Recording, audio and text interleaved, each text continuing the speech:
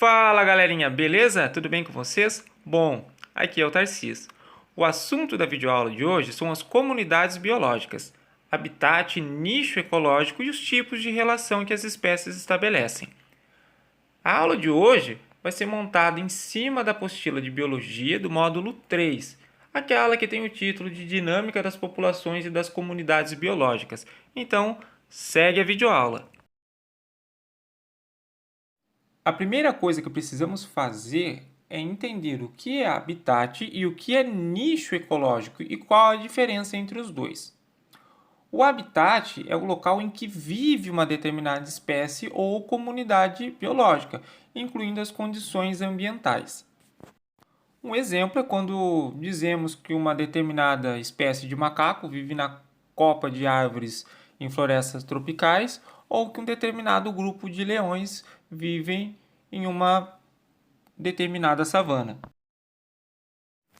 Já o nicho ecológico é um modo de vida peculiar que cada ser vivo leva dentro da sua espécie, ou seja, isso inclui o habitat, o tipo de alimentação, reprodução, a moradia, os hábitos, os inimigos naturais, as estratégias que o indivíduo tem de sobrevivência. Esse conjunto de atividades que a espécie desempenha no habitat é o que constitui o seu nicho ecológico. Vamos aos tipos de relação ecológica. Essas podem ser classificadas pelos biólogos em relações ecológicas intraespecíficas e relações interespecíficas. As relações intraespecíficas são as que se estabelecem entre indivíduos da mesma espécie.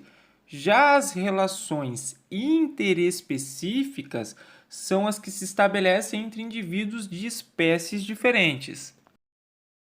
Os três principais tipos de relação intraespecíficas são competição intraespecífica, indivíduos que concorrem pelos mesmos recursos do meio. Colônia, são indivíduos unidos que atuam em conjunto e às vezes repartem funções. Um exemplo são os corais. E sociedade, são indivíduos independentes, organizados, que trabalham de maneira cooperativa. Um bom exemplo são as abelhas e nós, os seres humanos.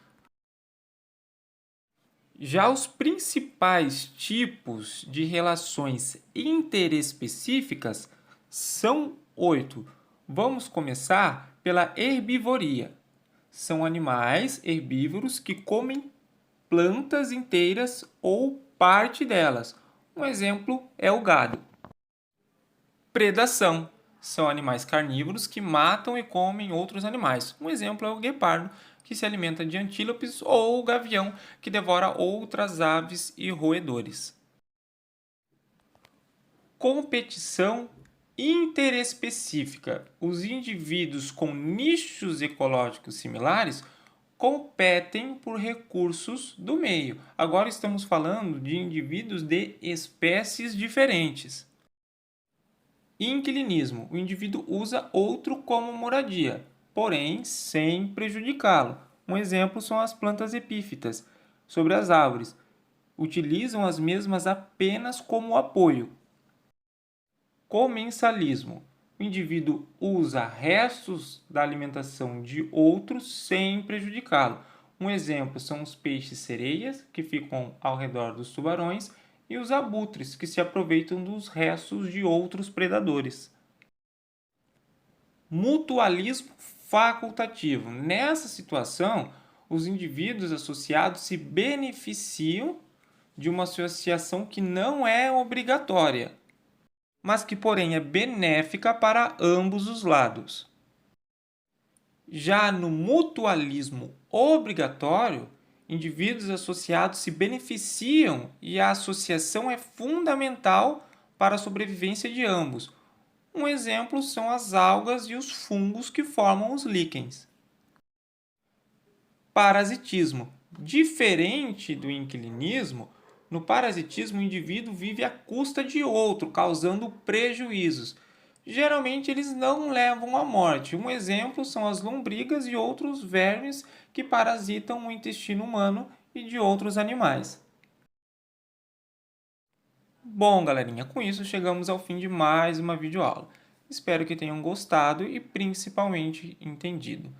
Os alunos de biologia do primeiro ano do ensino médio do Liceu Catarinense devem pegar a sua apostila do módulo 3 e lá nas atividades finais, nas páginas 34 e 35, e responder as questões 14, 15, 20, 21 e 22. Por hoje é só. Um abraço e bons estudos!